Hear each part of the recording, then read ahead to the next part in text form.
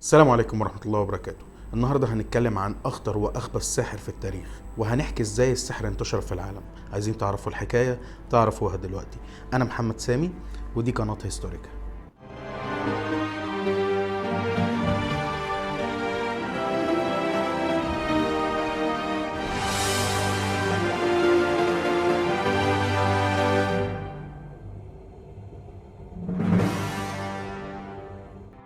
في البداية حابب أوضح أن القصة دي ملهاش أي مرجع ديني أو علمي، ولكنها قصة موجودة في الكتب والروايات المختلفة، وحبيت أشاركها معاكم مش أكتر. أولا حابب أوضح أن في اختلاف على شخصية الساحر هازارد.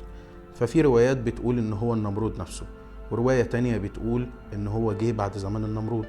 أما الرواية التالتة فبتقول أن هو شخصية أسطورية في الأساس. وفي الرواية اللي هنحكيها دلوقتي ظهر هازارد بعد عصر النمرود، لكن اللي مفيش أي اختلاف عليه إن أنواع السحر اللي هنذكرها دلوقتي كلها حقيقية. الروايات بتقول إن سيدنا نوح والناس اللي نجيت معاه من الطوفان لما السفينة استقرت بدأوا يدوروا على مكان يعيشوا فيه، وفعلا استقروا وعاشوا في أرض قريبة من نهر الفرات في العراق، وسموها مدينة بابل. وكلمة بابل يعني مدخل الرب أو بوابة الرب. وبعد مئات السنين وفي عهد الملك النمرود انتشر السحر بصورة كبيرة، حتى ان بعض المؤرخين قالوا ان هم اللي علموا السحر الكهنة امون في مصر القديمة.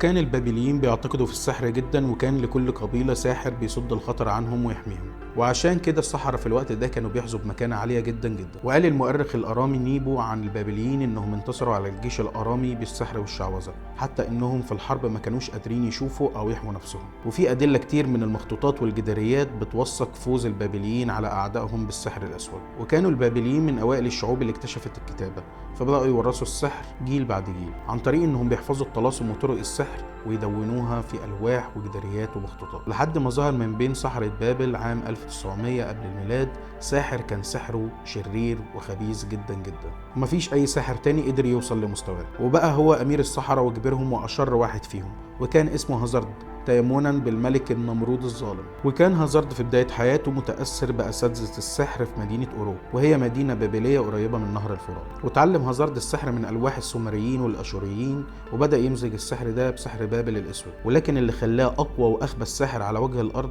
هو انه اكتشف نوع جديد من السحر محدش كان من السحرة سمع عنه او اكتشفه لسه. والروايات بتقول ان اتعلمه من الشياطين مباشرة، وان كان اسمه سحر المنزوزو الشيطاني. ومنزوزو هي كلمة بابلية بتدل على ارواح الموتى، وهو نوع من السحر الاسود بيقوم على تحضير الارواح عشان تقدر تسألها وتعرف منها اللي انت عايزه. وفي وقتنا الحالي مازال بعض السحرة بيستخدموه، وحاليا اسمه النكرومانسي، وهو من ابشع انواع السحر على الاطلاق. وكان هازارد بيعمل سحر المنزوزو بطريقتين. الطريقه الاولى انه بيحضر الارواح عن طريق انه يكتب طلاسم على الارض ويتمتم كلمات غريبة جدا، وبعدين بيعمل طقوس شيطانية غريبة جدا. والطريقة التانية كانت أكتر بشاعة من الطريقة الأولى، وكانت إنه بيحضر الأرواح عن طريق أجساد الموتى.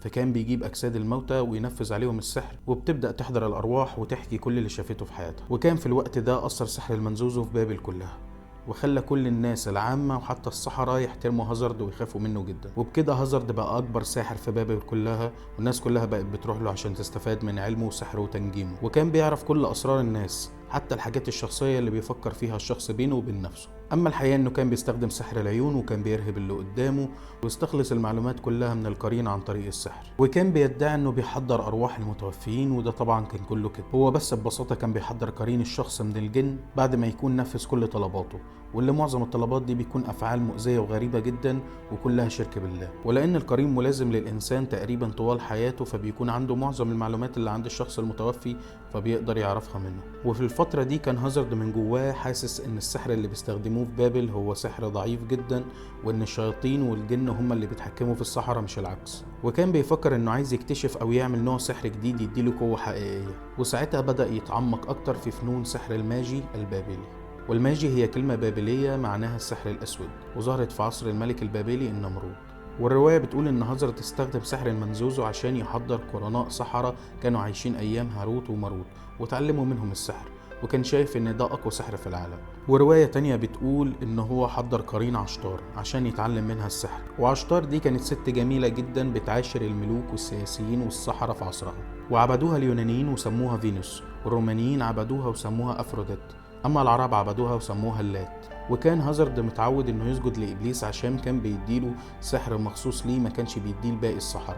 وهازارد ما كانش مكتفي بالمكانة اللي وصلها بين الناس وبين السحرة، فبدأ يدعو الناس لعبادة الكواكب والشمس والنار، وكل ده طبعا عشان ينفذ مخطط الشيطان. وفعلا بدأ الناس يهتموا بالأبراج الفلكية والكواكب والشمس والنار، وطبعا دي كانت رغبة الشياطين. ومن هنا جه لقب الشيطان الناطق اللي أطلقه بعض المؤرخين على هازارد، عشان هو كان دايما بينفذ مخططات الشياطين ودايما بيساعدهم ودايما بينطق باسمهم. وأثرت دعوة هازارد لعبادة الشمس والنار على كل الحضارات المحيطة بحضارة بابل، وما زال التأثير ده موجود للنهاردة، وما زال بعض الشعوب بيعبدوا الشمس والنار. وذكر الكاتب هاري ساجز في الصفحة 441 من كتابه عظمة بابل إن علم التنجيم الذي كان يعني التنبؤات، وهذا النوع من التنبؤات يدعى بالقانوني أو الشرعي على ضوء اللاهوت البابلي العالمي، ما زال يحظى بتقديس النظام العالمي اليوم.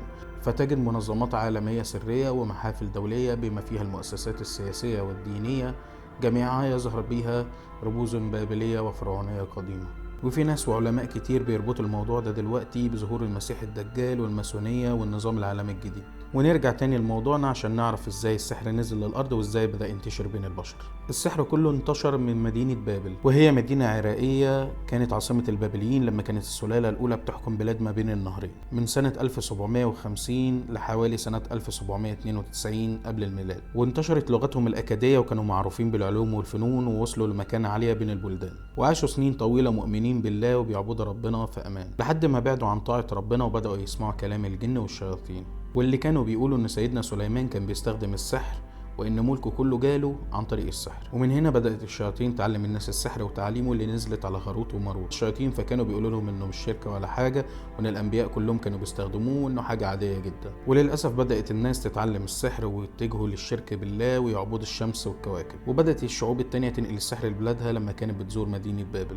وبكده انتشر السحر بين البشر وفي العالم كله. وبالرغم من التطور والحضارة اللي وصلنا لها، ما زال بعض الناس لغاية النهاردة بتصدق المنجمين والدجالين والمشعوذين، وتسمع الخرافات اللي هم بيقولوها لهم. ومش بس في الطبقات البسيطة والفقيرة، لا كمان في الطبقات الراقية. وفي كتب وروايات كتير كانت بتروي ان بعض الملوك على مر العصور كانوا بيؤمنوا بالتنجيم والسحر، وكانوا دايما بيسمعوا كلام المشعوذين بتوعهم. وطبعا الكلام ده كله شرك بالله.